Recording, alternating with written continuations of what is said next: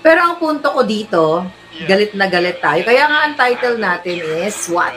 Manggas Drama, Dambuhalang Sanggol versus Vice Ganda's Kajotahan. Galit na galit tayo kay Vice Ganda, di ba? Nakakagigil. Pero mas nakakagigil si Amy Marcos. Bakit? Bakit sa tingin niyo mas nakakagigil ang ginagawa niya? Recently, okay, meron siyang asan ba tong dramatization niya ito? Dahil lang mga hitad. Right. Asan ba yung drama ni Amy Marcos dito? Okay, drama niya.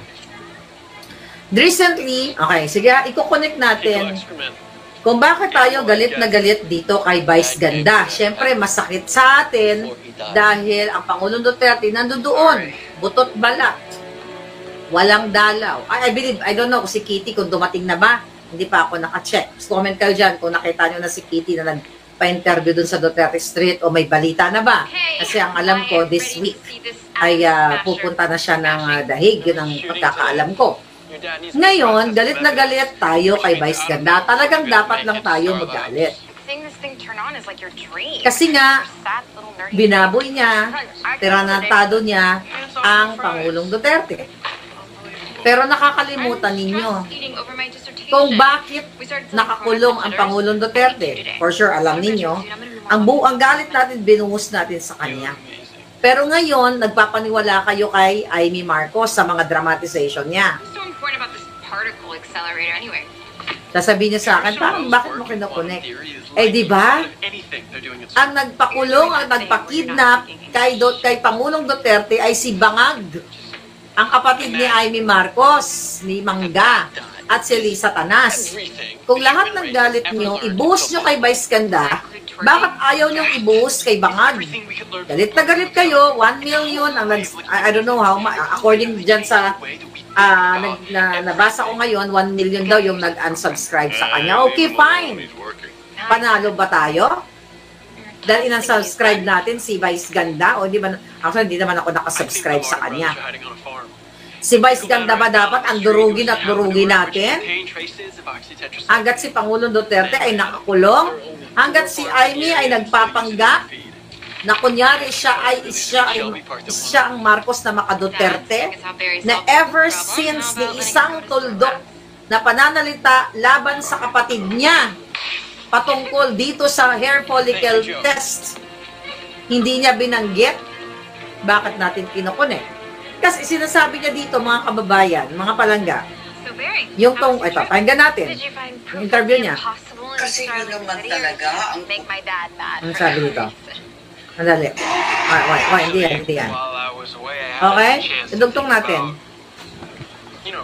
Tinanong siya kung bakit niya tinawag yata na dambuhalang sanggol itong si Tambaloslos. Si Romualdez na sangkot sa bribery na kasabwat ni Lisa Tanas at ni Bangag sa lahat ng kajotahan nila sa gobyerno. Huwag niyong kakalimutan yon. Bakit hindi kinakanti ni Amy Marcos ni Mangga ang kanyang kapatid, pero yung pinsan niya lang? Tignan muna natin to. Ano sabi niya dito? Bago tayo sumagot.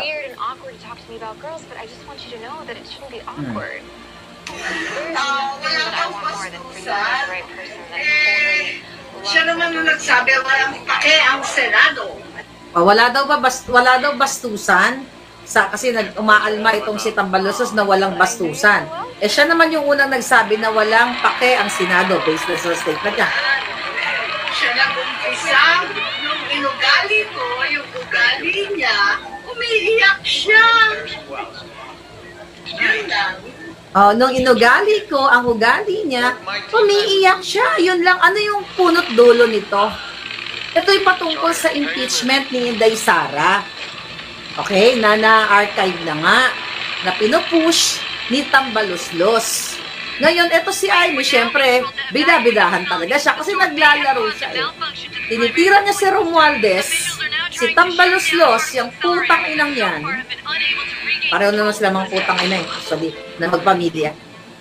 Pero ayaw niyang sabihan yung kapatid niyang Bangag, ang sister-in-law niyang Bangag, na sangkot dito sa polboronic effects dahilan ng pagkamatay ni Tantoco. Kailangan nyo kasi maunawaan ito. Ngayon kasi nakikita ko, nagpapaniwala na naman kayo sa Alpotera, mega promote si Amy Marcos. This is for 2028. Kaya nga, dapat tinutumba na ang mga Alpotera at double agent na nagpo-promote kay Amy Mangga. Oh, ito pa yung sinabi ng Mangga o ng Babalu. Okay? Ang ugat ng lahat na ito. Wait. Kasi yun naman talaga ang ugat ng lahat na ito. Politika naman talaga at ambisyon. Politika naman talaga at ambisyon nag-ugat itong pag-impeach kay Vice President Sara Duterte. Ng isang dambuhalang sanggol. Ambisyon ng isang dambuhalang sanggol. Referring to Tambaloslos. So, hindi lihis sa usapin ang sinabi ko. You really felt the need na sabihin na yun kagabi sa plenary, ma'am? O bakit? Bawal bang sabihin ang katotohanan? Ang parliamentary ba magsaad ng totoo? Hindi daw ba body shaming yun? Wala naman akong minura. Wala naman akong pinangalanan. Ma'am, nag-usap na kayo ni VP after last night's vote. Text lang. Papadala ng biblical quotation. Si VP, mahilig yung magpadala ng Biblia eh. Okay, hanggang doon lang. Wala daw siyang minura, wala daw siyang pinangalanan. Okay, kukunin natin ulit si Vice Ganda dito sa mga pangyayari. Okay, corroborate natin yung mga statement nila. Like kayo, inis na inis kayo kay Vice Ganda. Ang dami kasi nag-message sa akin, ma'am, boljakin mo si Vice Ganda. Okay, fine. Boljakin natin si Vice Ganda doon sa statement niya. I-unfollow nyo siya. Pero hindi pa rin mabubura. Kahit i-unfollow nyo siya, murahin natin si Vice Ganda. Wala siyang kapangyarihan. Hindi siya ang punot dulo kung bakit napakulong o nakidnap ang Pangulong Duterte. So yung narinig ninyo mga dramatization ni Amy Marcos na dinidiin niya itong si Dambuhalang Sanggol, itong pinsan niya, di ba? Na si Tambaloslos, mayroon pa nga statement na parang, ma'am, sa nanay niya, pasensya ka na, parang, iset aside muna yung Romualdez. Yan po ay isang sinungalingan. Later on, magbabati-bati na naman yan sila. Pero hindi niya dinidiin yung kanyang kapatid. Na dahilan kung bakit ini-impeach si Inday Sara. Dahilan kung bakit pinakidnap ang Pangulong Duterte. Optics yan. Hindi ko alam yun. Ang isa binabanggit natin yung Oliver. Optics yan ilan ni Bangag. Bulaluhan. Na sige, tirahin mo yan. Yung pinsan nating Judas na katulad natin, di ba?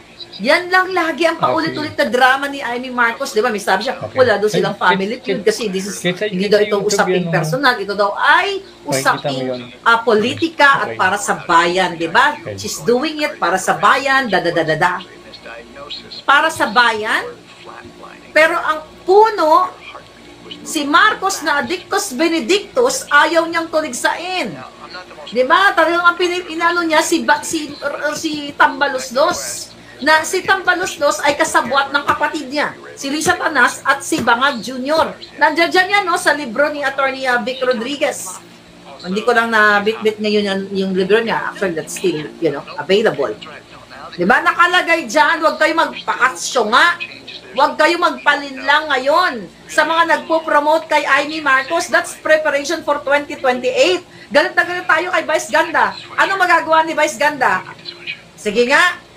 Although, yes, bilang mga Duterte supporters, galit tayo. Pero bakit kung galit kayo, yung 1 million na, kung may 1 million na nag-unsubscribe, di lumabas kayo sa kalsada.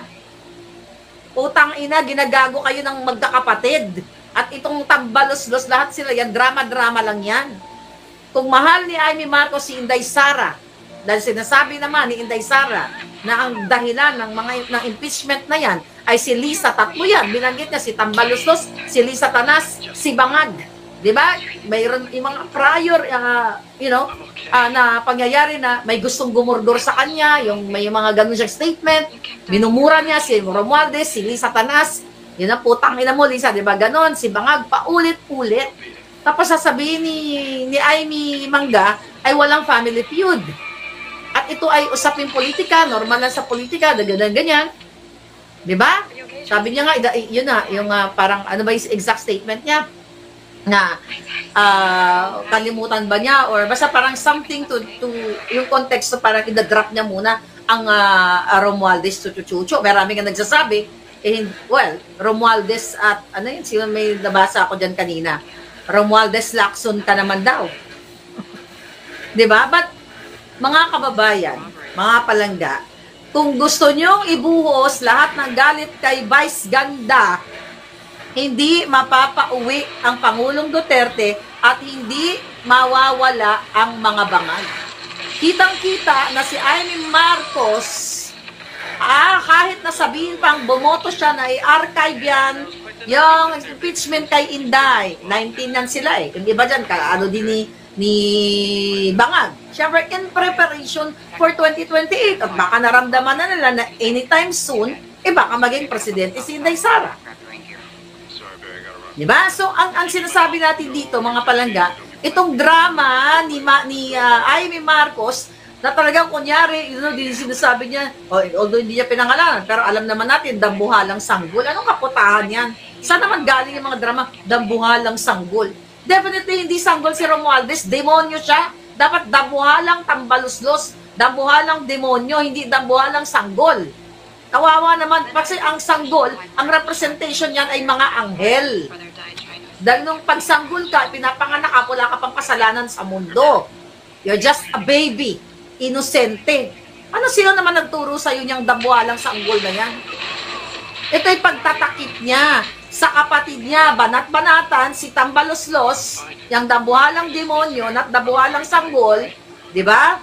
Para kunwari, matuwa tayo. Kayo naman, yung ibang mga, kayo lang naman, yung mga supporter ng mga Alpotera, tuwang-tuwa kayo, wow, ang galing-galing ni Mangga.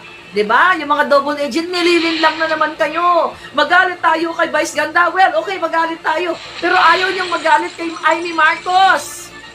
Dahil nililin lang kayo, dahil nga syempre magkaibigan sila ni Inday Sara, binabanatan si dambuhalang sanggol, 'di ba?